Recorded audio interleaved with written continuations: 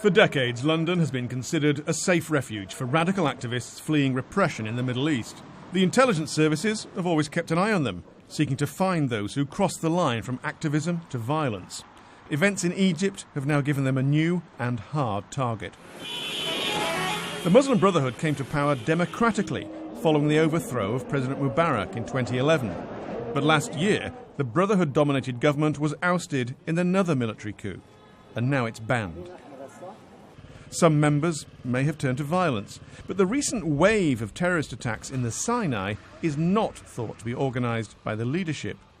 Some members are on trial. They include former President Mohamed Morsi, and some fled to the UK. That's why Prime Minister Cameron wants to know more.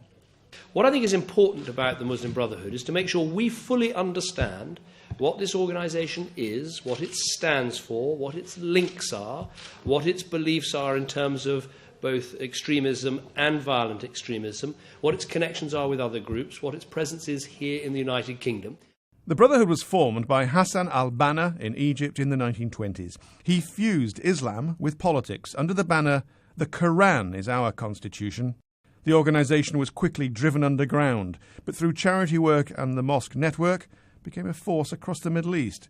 It now has a significant presence in Europe.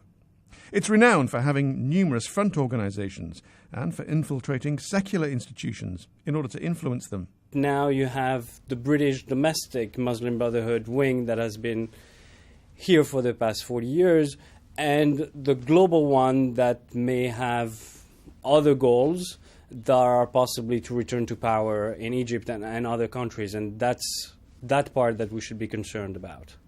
However, supporters point out that the Brotherhood was democratically elected.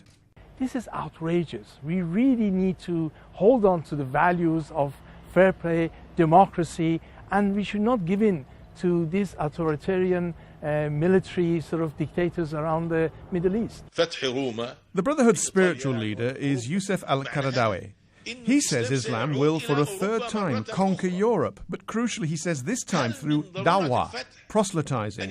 This is no different to Christians who seek converts around the world.